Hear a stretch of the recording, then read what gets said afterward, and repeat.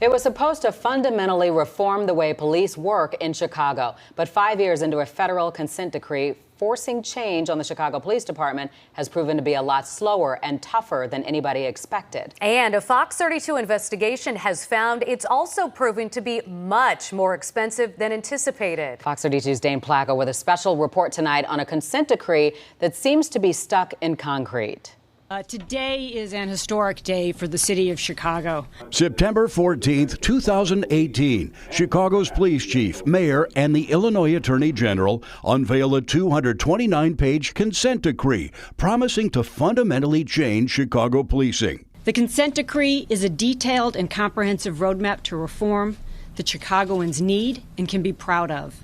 But 1,734 days later, seemingly nobody's proud or happy with how it's working. We are in year 5, and we are not very far along. Well, it's just another layer of bureaucracy. We are not satisfied with the progress. It has failed. It has failed miserably.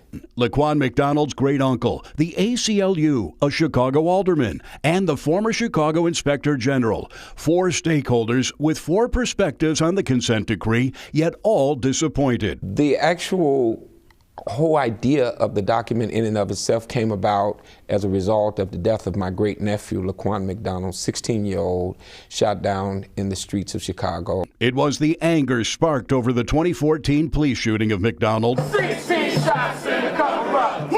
that prompted a U.S. Justice Department investigation of Chicago police. That investigation found a culture of routinely violating the constitutional rights of Black and Latino Chicagoans. The consent decree ordered changes in everything from police use of force to foot pursuits to anti-discrimination training to police wellness. But the ACLU says it's still being inundated with reports of police abuse. Police officers still are not respecting members of the community in day-to-day interactions like, pedestrian stops, traffic stops, these everyday interactions that are aggressive and hostile and insulting and often racist. And that hasn't changed in the last 4 years. The consent decree was supposed to be completed by 2024, but that deadline has already been extended another 3 years. And according to the department's own data dashboard, they've reached full compliance on just 5% of the consent decree's requirements. The consent decree was oversold and overmarketed as what was going to cure our ills. That was one big mistake.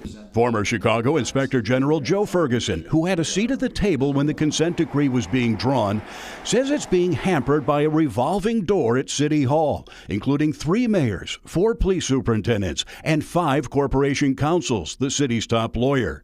And Ferguson says there's been a huge lack of transparency. At a time when this entire reform enterprise is really being questioned by the public, legitimacy and effectiveness, this all happens behind a curtain, and that's not good. Change doesn't happen in Chicago in the dark. And then there's the cost. The federal court appointed a team of outside lawyers led by Maggie Hickey to serve as independent monitors, tracking the police department's progress and reporting to a federal judge, billing hundreds of dollars an hour. The decree caps their legal fees and expenses at $2.85 million a year. But a public records request by Fox 32 found the monitors blew past that cap in each of the past 3 years. By $374,000 in 2020, $287,000 in 2021, and last year the monitors billed more than $4.1 million, nearly $1.3 million over the cap. Altogether, the lawyers have billed nearly $14 million to oversee the consent decree. And it's in the vested interests of the monitors who make a living doing this. They're going to tell us you're nowhere near done. By the way, give us some more money. Alderman Brian Hopkins chairs the City Council's Public Safety Committee. He opposed the consent decree, saying the city would have been better off spending that money on police training and equipment. All of that was in progress on the day we signed the consent decree. And I think you could argue that without the burden of a federal monitor and without that extra layer of bureaucratic oversight, we might actually be farther in achieving those goals today. The monitor herself is pointing at staffing shortages to explain the slow pace, writing in a recent report, "We have observed a pattern where the CPD makes significant progress with the consent decree, which then diminishes as the CPD shifts resources towards deployments and unspecified crime reduction strategies." We were really hoping that the life of Laquan McDonald would bring about a positive change. You know, take this negative and create something positive out of it, because we can't get his life back. But the way to do that would have been really, we thought, to get real police reform.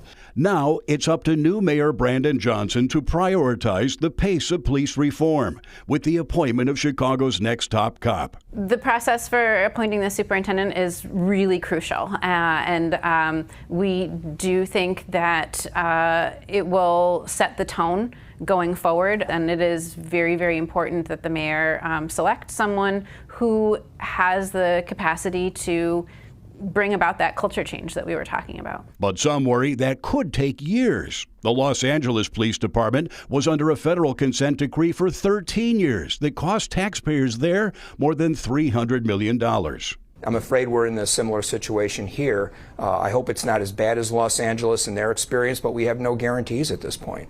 The job of public officials is to try to do the impossible. And this seems impossible, except it's not. Dane Placco, Fox 32 Chicago.